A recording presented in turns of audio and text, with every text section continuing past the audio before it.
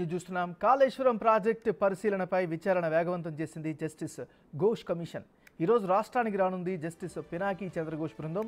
రేపు అన్నారం, ఎల్లుండి Sundilla బ్యారేజ్లను justice Ghosh commission బృందం పరిశీలిస్తుంది. వారితో పాటు మంత్రి ఉత్తమ్ కుమార్ రెడ్డి సైతం బ్యారేజ్ను పరిశీలిస్తారు. ప్రజాభిప్రాయ సేకరణలో భాగంగా కాళేశ్వరంపై కమిషన్కు 54 ఫిర్యాదులు వచ్చాయి. ప్రాజెక్టుపై నెల రోజుల పాటు జస్టిస్ ఘోష్ కమిషన్ ఫిర్యాదు స్వీకరించింది. బ్యారేజ్ నిర్మాణంలో అధికారులు, ఇంజనీర్లు పాత్ర పోషించారు. వీరితో పాటు మాజీ ప్రజాప్రతినిధులకు రెండో వారంలో కమిషన్ నోటీసులు ఇచ్చే అవకాశం ఉన్నట్టు తెలుస్తోంది.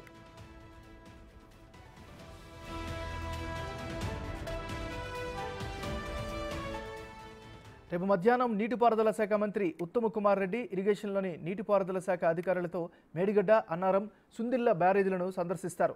మధ్యంతర చర్యల పురోగతిని పరిశీలించనున్నారు. ఎన్డీఎస్ఏ ద్వారా సిఫార్సు చేసిన వరద రక్షణ పనులపై ప్రత్యేక దృష్టి పెడతారు.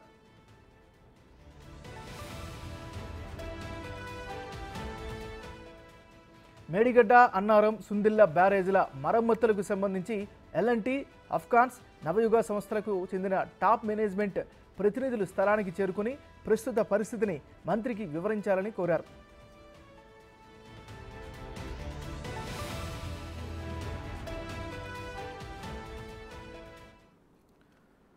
మనం బ్రేకింగ్ న్యూస్ చూస్తున్నాం. కాళేశ్వరం ప్రాజెక్టు పరిశీలనపై విచారణ వేగవంతం చేసింది జస్టిస్ ఘోష్ కమిషన్. ఈరోజు రాష్ట్రానికి రానుంది జస్టిస్ పినాకి చంద్రఘోష్ బృందం.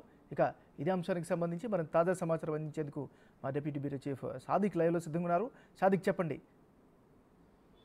ఎంఎన్ఆర్ మరికాసేపట్లో కాళేశ్వరం ప్రాజెక్టు అవకతవకలు, అవినీతి, నిర్మాణ సంబంధించిన అంశాలపైన ప్రభుత్వం ఏర్పాటు చేస్తున్న పినాకి చంద్రఘోష్ కమిషన్ ఈరోజు సాయంత్రం హైదరాబాద్కు రాబోతున్నారు. రేపు, ఎల్లుండి 2 రోజుల పాటు కూడా అన్నారం, సుందిల్లా 2 బ్యారేజీలు కూడా పరిశీలించబోతున్నారు. ఇప్పటికే ఈ నెల 10వ తారీఖు వరకు నిర్మాణ పనులు కొంతవరకు చేయాలని కూడా ఇప్పటికే కమిషన్ సూచించిన నేపథ్యంలో దాన్ని క్షేత్రస్థాయిలో అధ్యయనం చేసేందుకు గాను పినాకి చంద్రఘోష్ రేపైతే అన్నారంకు వెళ్ళనున్నారు. అన్నారంలో జరుగుతున్నటువంటి పనుల వేగవంతం పైన, అదేవిధంగా తాను సిఫార్సు చేసినటువంటి అంశాలు, అదేవిధంగా నిపుణుల కమిటీ కూడా ఏర్పాటు చేసింది ప్రభుత్వం. ఆ యొక్క నిపుణుల కమిటీ సూచనలు, అదేవిధంగా ఎన్డీఎస్ఏ రిపోర్ట్ ఆధారంగా పూర్తి స్థాయిలో అక్కడ మరమ్మతులు అయితే చేస్తూ ఉన్నారు. అది ఎంతవరకు వచ్చిన దానిపైన కూడా ఈ కమిషన్ అయితే అధ్యయనం చేయబోతుంది. దీంతో పాటుగా మంత్రి ఉత్తమ్ కుమార్ రెడ్డి కూడా రేపు పర్యటించబోతున్నారు. ఇప్పటికే పనుల పురోగతి పైన కూడా చర్చలు కొనసాగుతున్న నేపథ్యంలో దానికి సంబంధించిన నిర్మాణ సంస్థలైనటువంటి ఇటు నవయుగ కన్స్ట్రక్షన్స్ కానీ, ఎల్ఎన్టీ కంపెనీకి సంబంధించిన మరికొన్ని మిగతా సంబంధించిన కంపెనీలందరూ కూడా వారు కూడా రావాలని కూడా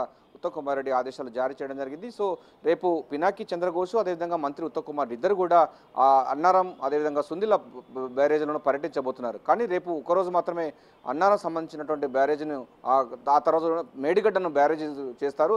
మేడిగడ్డ బ్యారేజ్ తర్వాత అన్నారం ఉండబోతుంది. ప్రధానంగా చూసినట్టయితే మనకు దీంట్లో చాలా కీలకమైన అంశాలు చూసినట్టయితే అన్నారం, అదేవిధంగా బ్యారేజ్, ఈ యొక్క మేడిగడ్డ బ్యారేజ్కి సంబంధించిన అంశాలపైన కూడా నిర్మాణ సంస్థలు, అదేవిధంగా నిర్మాణంలో జరిగినట్టు పొరపాటు కానీ, ఇతర సంబంధించినటువంటి పిల్లల కొంగివేత, నాణ్యత, అదేవిధంగా టెండర్ల ప్రక్రియ నుంచి మొదలు పెడితే అది మొత్తం మనుగడలోకి వచ్చే వరకు కూడా జరిగినటువంటి అనేక అంశాలన్నింటిపైన కూడా తమ దగ్గర ఎవరైనా సమాచారం ఉంటే ఇవ్వాలని కూడా ఇప్పటికే ఇరిగేషన్ శాఖ అధికారులు పబ్లిక్ నోటిఫికేషన్ జారీ చేసిన దాని మే 31 తారీఖున జారీ చేశారు. ఇప్పటివరకు 54 వరకు కూడా ఫిర్యాదులు రావడం జరిగింది. అఫిడవిట్తో కూడినటువంటి ఈ ఫిర్యాదులన్నింటిపైన కూడా ఈ జస్టిస్ పినాకి చంద్రఘోష్ కమిషన్ కూడా అధ్యయనం చేయబోతుంది. ప్రధానంగా చాలా వేగవంతంగా చేస్తున్నట్టు చెప్పవచ్చు ఎంఎన్ఆర్. ప్రధానంగా ఒకవైపు పినాకి చంద్రఘోష్ ఒక కమిషన్ విచారణ జరుపుతూనే మరోవైపు పనుల వేగవంతం పైన కూడా మంత్రి సమీక్ష చేయబోతున్నారు. ప్రభుత్వం ఈ నెల 10వ తారీఖు వరకు కూడా నిర్మాణం సంబంధించి అంటే మేడిగడ్డ దగ్గర పనుల పురోగతి పైన కూడా అధ్యయనం చేస్తున్నారు. అంతేకాకుండా చాలా కీలకమైన అంశాలు చూసినట్టయితే మనకు గోదావరి ఎగువ ప్రాంతంలో ఉన్నటువంటి వరద ఉధృతిని ఉండే విధంగా ఉన్నటువంటి కడెం ప్రాజెక్టు కూడా గత వర్షాకాలంలో చాలా చెరువుటాకులా వణికిపోయిన సందర్భం ఉంది. సో దాన్ని నిర్మాణం చేయాలన్న అవసరం ఉందంటే దాన్ని మరమ్మతులు చేయాలని కూడా ప్రభుత్వం భావించింది. ఇప్పటికే 3,81,00,00,000 రూపాయలు కూడా వెచ్చించిన సందర్భం ఉంది. సో గోదావరి నది ఉధృతిని తట్టుకునే విధంగా అంటే మేడిగడ్డ, అన్నారం బ్యారేజీలు ఉన్నాయి కనుక వీటికన్నా ముందుగా ఉన్నటువంటి ఈ యొక్క కడెం ప్రాజెక్టు పూర్తి స్థాయిలో కూడా దాన్ని మరమ్మతులు చేయాలి. తద్వారా గోదావరి ఉధృతిని కొంత తగ్గించగలుగుతామని కూడా ప్రభుత్వం భావించిన నేపథ్యంలో దానికి సంబంధించినటువంటి పనులు కూడా చాలా శరవేగంగా కొనసాగుతున్నది. ఇప్పటికే కడెం ప్రాజెక్టు సంబంధించిన అంశాల్లో ఎప్పుడో ఆ నిజాం కాలం నాటి నుంచి ఉన్నటువంటి ఆ బ్యారేజ్ సంబంధించిన ఆనకట్ట సంబంధించినటువంటి గేట్లు కానీ ఇతరత్ర సంబంధించి చాలా వరకు గత ప్రభుత్వాలు నిర్లక్ష్యం చేయడం వల్ల గత వర్షాకాలంలో చాలా ఇబ్బంది పాలైన సందర్భం ఉంది. ప్రజలందరూ కూడా భయాందోళన చెందిన సంఘటన మనకు తెలిసిందే. సో దాన్ని రిపేర్ కోసం కూడా గాను ముఖ్యమంత్రి రేవంత్ రెడ్డి ప్రత్యేకమైన దృష్టి సారించిన నేపథ్యంలో ఇరిగేషన్ శాఖ మంత్రి ఉత్తమ్ కుమార్ రెడ్డి దానికోసం 3,81,00,000 రూపాయలు కూడా వెచ్చించడం జరిగింది. ఆ పనుల పురోగతి కూడా జరుగుతోంది. మంత్రి రేపు దాన్ని కూడా పరిశీలించే అవకాశం ఉన్నట్టుగా తెలుస్తోంది. సో మొత్తంగా చూసినట్టయితే ఎంఎన్ఆర్ మనకు కాళేశ్వరం ప్రాజెక్టులో జరిగినటువంటి అవకతవకలు, అవినీతి, నిర్మాణంలో జరిగినటువంటి అనేక అంశాలపైన కూడా ప్రజల దగ్గర నుంచి స్వీకరించినటువంటి 84 అఫిడవిట్లో సంబంధించినటువంటి పేపర్స్తో పాటుగా క్షేత్రస్థాయిలో ఇప్పటివరకు తాను సూచించిన ప్రకారంగా ఎన్డీఎస్ఏ సూచించిన ప్రకారంగా మరమ్మతులు మేడిగడ్డ బ్యారేజ్ పనులు ఎట్లా జరుగుతూ ఉన్నాయి, ఆ బ్యారేజ్ని ఏం చేయాలి దానిపైన కూడా పూర్తి స్థాయిలో కూడా అవగత చేస్తున్నారు. మరోవైపు ఇప్పటికే ఎన్డీఎస్ఏ రిపోర్ట్ ప్రకారంగా పూర్తి స్థాయిలో ఒక సాంకేతికమైనటువంటి కమిటీ కూడా ఏర్పాటు చేసి సాంకేతిక కమిటీ కూడా భూగర్భ సంబంధించినటువంటి అంశాలన్నిటిపైన కూడా వెలికి తీసి దానిలో నిర్మాణంలో జరిగినటువంటి అవకతవకలు కానీ నిర్మాణంలో కాంక్రీట్ సంబంధించిన అంశాలు కానీ చాలా టెక్నికల్ ఆస్పెక్ట్స్ అన్నిటిపైన కూడా అధ్యయనం మరోవైపు చేస్తున్నారు. అంటే మొత్తంగా చూస్తుంటే మల్టిపుల్ డైమెన్షన్గా ప్రకారంగా వేగవంతంగా చేస్తూ ఉందని చెప్పవచ్చు. జూన్ 30 తారీఖు లోపు కూడా పూర్తి స్థాయిలో నివేదిక ప్రభుత్వానికి ఇవ్వాలని కూడా పినాకి చంద్రఘోష్ కమిషన్ అయితే పూర్తి ఏర్పాటు చేస్తున్న భాగంగానే తన యొక్క ఆ విచారణను మరింత వేగవంతం చేసింది. ఇటు ప్రజల దగ్గర నుంచినటువంటి ఫిర్యాదులు 54 వచ్చాయి, వాటిని కూడా అధ్యయనం చేయబోతుంది. ఇక వచ్చే వారం కానీ లేకుంటే 2 వారాలు ఈ నెలాఖరులోగా పూర్తి స్థాయిలో కూడా ప్రజాప్రతినిధులు అంటే గత ప్రభుత్వంలో పనిచేసినటువంటి ఇరిగేషన్ శాఖ మంత్రి కానీ అదేవిధంగా గత ప్రభుత్వంలో పనిచేసినటువంటి ఇరిగేషన్ శాఖ చూసినటువంటి ప్రజాప్రతినిధులు కూడా వారికి సమన్లు లేక నోటీసులు జారీ చేసి వారికి కూడా విచారణకు పిలిచే అవకాశం ఉన్నట్టుకైతే మనకు తెలుస్తూ ఉంది. పినాకి చంద్రఘోష్ కూడా ఆయనకు అదే స్పష్టం చేయడం జరిగింది. నిర్మాణ సంస్థలకు దగ్గర నుంచి కూడా ఇన్ఫర్మేషన్ తీసుకున్నారు. అదేవిధంగా ప్రకారంగా కూడా 54 ఫిర్యాదులు కూడా చేసుకోవడం జరిగింది.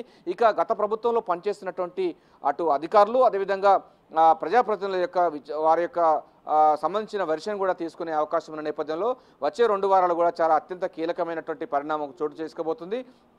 పినాకి చంద్రఘోష్ కమిషన్కు గత ప్రభుత్వంలో పనిచేస్తున్నటువంటి ఇరిగేషన్ శాఖ మంత్రి హరీష్ రావు వస్తారా, లేకపోతే ఆ తర్వాత జరిగినటువంటి అంటే 2018 తర్వాత ఇరిగేషన్ వ్యవహారాలు చూసినటువంటి కేసీఆర్ వస్తానపైన కూడా సర్వత్ర ఉత్కంఠ నెలకొంది. వారి కోసం సమన్లు కానీ లేకపోతే నోటీసు జారీ చేసి వారి కూడా విచారణకు హాజరు కావాలని కూడా పినాకి చంద్రఘోష్ సమన్లు జారీ చేసే అవకాశం అయితే కనబడుతుంది. మొత్తంగా ఎంఎన్ఆర్ కాళేశ్వరం ప్రాజెక్టులో జరిగినటువంటి అవినీతి అవకతవకలు, నిర్మాణ లోపాలు తదితర అనేక అంశాలపైన కూడా పినాకి చంద్రఘోష్ కమిషన్ అయితే వేగవంతం చేసింది. మరోవైపు ఎన్డీఎస్ఏ రిపోర్టు ఆధారంగా పునరుద్ధరణ పనులు కూడా శరవేగం కొనసాగుతుంది. అదేవిధంగా గోదావరి ఎగువ ప్రాంతంలో ఉన్నటువంటి మనకు ప్రాజెక్టు ఉన్నటువంటి కడెం ప్రాజెక్టు నిర్మాణ పనులు కూడా శరవేగంగా కొనసాగుతుంది. ప్రభుత్వం కూడా పూర్తి స్థాయిలో కూడా ఇరిగేషన్ శాఖ పైన పూర్తి స్థాయిలో ఫోకస్ పెట్టింది. గత ప్రభుత్వం చేసిన నిర్వాకాలను బయట ప్రజలకు తెలియజేస్తున్నాయి. మరోవైపు ఈ కాంగ్రెస్ ప్రభుత్వం కూడా ప్రాజెక్టుల విషయంలో కూడా తన యొక్క విధానాన్ని కూడా ప్రకటించడంలో భాగంగానే 3,81,00,000 రూపాయలు పెట్టి మనకు కడెం ప్రాజెక్టు నిర్మాణ పనులు కూడా అంటే మరమ్మతు పనులు కూడా చేయడంలో